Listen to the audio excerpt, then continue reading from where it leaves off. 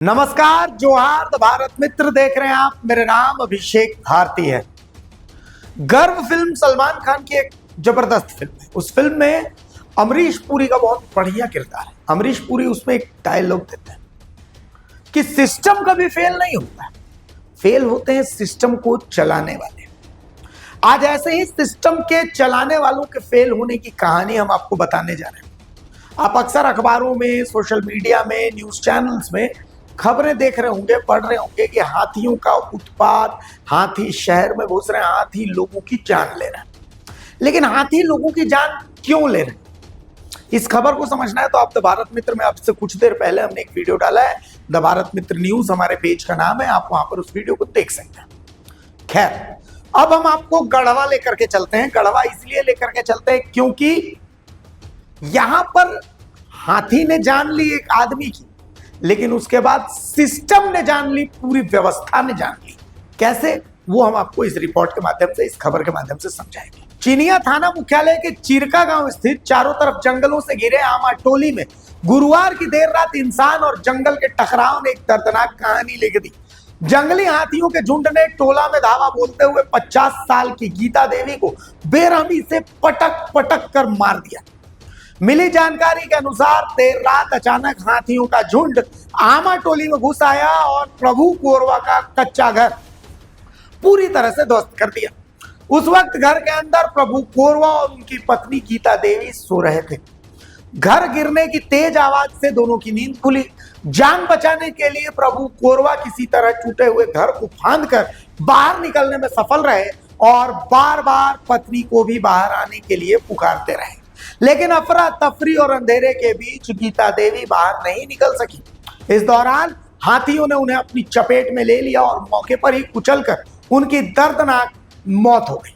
सुबह घटना की जानकारी मिलते ही सैकड़ों ग्रामीण घटनास्थल पर जुट गए और मामले की सूचना चिनिया थाना और वन विभाग को दी गई। सूचना पर वन विभाग और पुलिस प्रशासन की टीम चिरका डैम स्थित हाथी टावर तक तो पहुंची, लेकिन आमा टोली तक पहुंचने के लिए आज भी कोई सड़क नहीं है। इसी कारण से टीम घटनास्थल तक पहुंच ही नहीं पाई।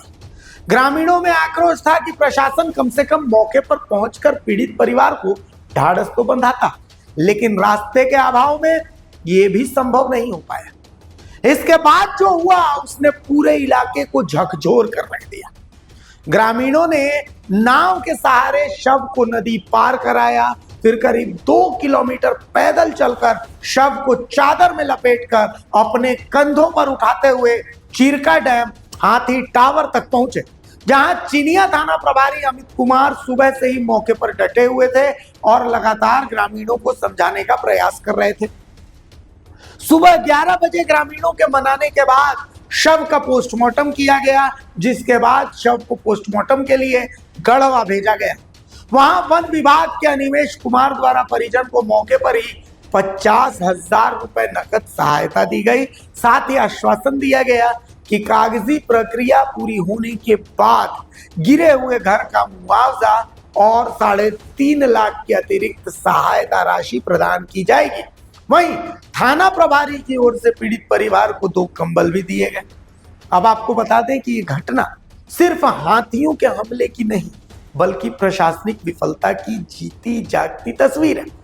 आजादी के दशकों बाद भी आमा टोली गांव तक पहुंचने के लिए कोई पक्की सड़क नहीं है। गांव में लगभग 60 से 65 घर हैं जो आज भी बुनियादी सुविधाओं से वंचित हैं। ग्रामीणों का कहना है कि बरसात के दिनों में गांव का मुख्यालय से संपर्क पूरी तरह टूट जाता है। रास्ते में बहने वाली नदी तेज बहाव के कारण जानलेवा बन जाती है।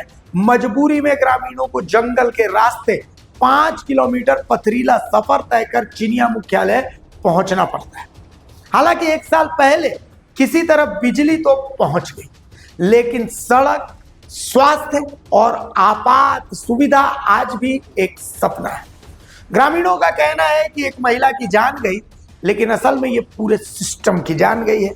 एक लाश को कंधे पर ढोकर लाना, प्रशासन का घटनास्थल तक न पहुंच पाना और दशकों से सड़क की अनदेखी, ये किसी भी सरकार और जनप्रतिनिधि के मुंह पर एक करारा तमाचा है। अब देखना यह है कि ये दर्दनाक हादसा सिर्फ एक फाइल बनकर रह जाएगा या आमा टोली को उसका हक, सड़क और सुरक्षा आखिरकार मिलेगा।